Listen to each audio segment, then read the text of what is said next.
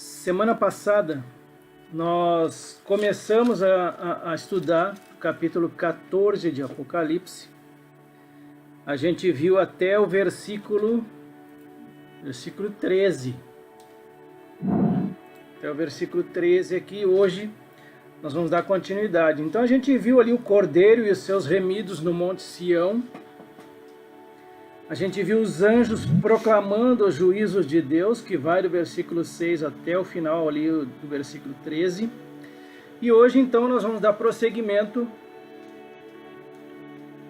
dentro do capítulo 14, no versículo 14 até o 20. Então Apocalipse capítulo 14, versículo 14, eu vou ler essa primeira parte. Olhei e eis uma nuvem branca, e sentado sobre a nuvem, um semelhante a filho de homem, tendo na cabeça uma coroa de ouro, e na mão uma foice afiada. Outro anjo saiu do santuário, gritando em grande voz para aquele que se achava sentado sobre a nuvem: Toma tua foice e ceifa, pois chegou a hora de ceifar, visto que a seara da terra já amadureceu. E aquele que estava sentado sobre a nuvem passou a sua foice sobre a terra, e a terra foi ceifada. Então saiu do santuário que se encontra no céu outro anjo, tendo ele mesmo também uma foice afiada. Saiu ainda do altar outro anjo, aquele que tem autoridade sobre o fogo, e falou em grande voz ao que tinha a foice afiada, dizendo: Toma a tua foice afiada e ajunta os cachos da videira da terra, porquanto as suas uvas estão amadurecidas.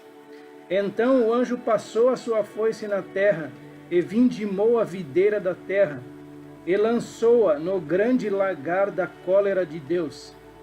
E o lagar foi pisado fora da cidade, e correu sangue do lagar até os freios dos cavalos, numa extensão de 1.600 estádios. Amém. Até aqui. A ceifa e a vindima. Então vamos começar a decifrar, dentro de um contexto bíblico aqui, o que seria isso, a ceifa e a vindima. E olhei e eis uma nuvem branca, e assentado sobre a nuvem, um semelhante ao filho do homem, que tinha sobre a sua cabeça uma coroa de ouro, e na sua mão uma foice afiada. O que me aí o título, a ceifa e a vindima, é a batalha de Armagedon. Aqui seria o resumo de tudo que a gente vai ver hoje. O apóstolo João, ele está recebendo essas informações do que viria. Essa ceifa e a vindima, ou a batalha do Armagedon, iria acontecer, ou vai acontecer, em torno ali de 3 anos para frente, depois que ele recebe essa revelação aqui. Porque eles estão anunciando essa batalha final ali. Foice aguda a gente pode trazer como uma foice afiada também. Ela representa a colheita que vai ser feita na batalha do Armagedon, como descreve o restante do capítulo. Esse é o primeiro autor da noite. E a gente tem esse mistério, assentado sobre a nuvem, um semelhante ao Filho do Homem. Daniel capítulo 7, versículos 13 e 14. Eu estava olhando nas minhas visões da noite, Daniel falando, e eis que vinha com as nuvens do céu alguém como um filho do homem. Ele se dirigiu ao ancião de dias e o fizeram chegar até ele. Foi-lhe dado domínio, a glória e o reino, para que as pessoas de todos os povos, nações e línguas o servissem. O seu domínio é domínio eterno, que não passará, e o seu reino jamais será destruído. Então Joel 3, do versículo 12 ao 16, fala da mobilização para a guerra e a destruição do anticristo e dos seus exércitos no Armagedon. Que todas as nações se levantem e sigam para o vale de Josafá, porque ali me assentarei para julgar todas as nações vizinhas. Peguem a foice e comecem a colher, porque a plantação está madura. Venham, pisem as uvas, porque o lagar está cheio. Os seus compartimentos transbordam, porque é grande a maldade dessas nações. multidões, multidões no vale da decisão, porque o dia do Senhor está perto, no vale da decisão. O sol e a lua se escurecem, as estrelas deixam de brilhar. O Senhor rugirá de Sião e de Jerusalém fará ouvir a sua voz. Os céus e a terra tremerão, mas o Senhor será o refúgio do seu povo e a fortaleza dos filhos de Israel.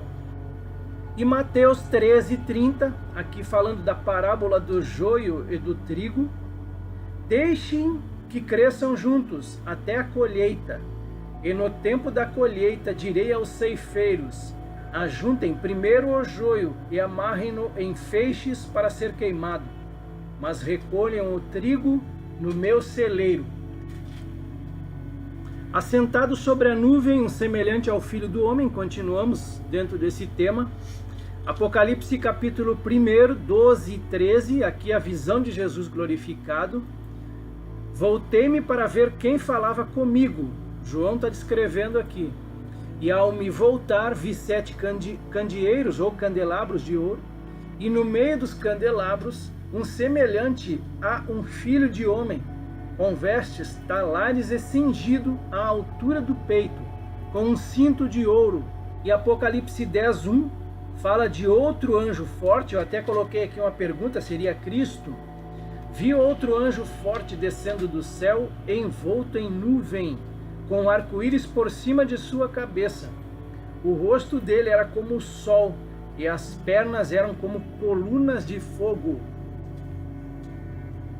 Apocalipse, então, capítulo 14, versículo 15. Saiu outro anjo do templo, clamando com grande voz ao que estava sentado sobre a nuvem: lança tua foice e cega. A hora de cegar te é vinda, porque já a seara da terra está madura. Apocalipse 14, 16. E aquele que estava sentado sobre a nuvem meteu a sua foice à terra, e a terra foi cegada.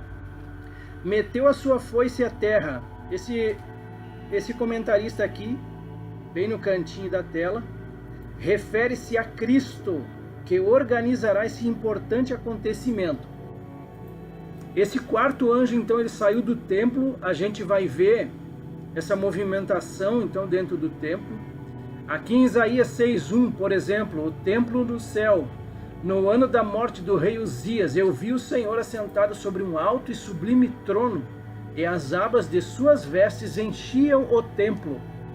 Spoiler em Apocalipse, capítulo 15, 5. E depois disto, olhei, e eis que o templo do tabernáculo do testemunho se abriu no céu. O quarto anjo anuncia a batalha do Armagedon, embora ela só acontecerá dentro de aproximadamente 3 anos. Essa seara da terra está madura, fala da batalha do Armagedon, então, para esse autor aqui, novamente, que está prestes a acontecer, e representa o fato de que a maldade do anticristo terá alcançado seu clímax. O quarto anjo, então, anuncia a batalha do Armagedon. Jeremias 51:33, o tempo da colheita. Porque assim diz o Senhor dos exércitos, o Deus de Israel: a filha da Babilônia é como a eira quando é aplanada e pisada. Ainda um pouco e chegará para ela o tempo da colheita. Zacarias capítulo 5, versículos 5 e 6. Aqui mais um profeta escatológico, Zacarias. Aqui a 7ª visão, a mulher e o efa. O efa, então, é uma medida seca que contém cerca de 26 litros. O anjo que falava comigo saiu e me disse: levanta os olhos e veja o que é isto que está saindo. Eu perguntei: o que é isto? Ele me respondeu: é um cesto que serve para medir. E acrescentou: isto é a iniquidade em toda a terra. Mateus 13:39, aqui a explicação da parábola do joio. O inimigo que semeou é o diabo, a colheita é o fim dos tempos, e os ceifeiros são os anjos. Marcos 4:29, aqui o fruto amadurecido. E quando o fruto já está maduro, logo manda cortar com a foice, porque chegou a colheita.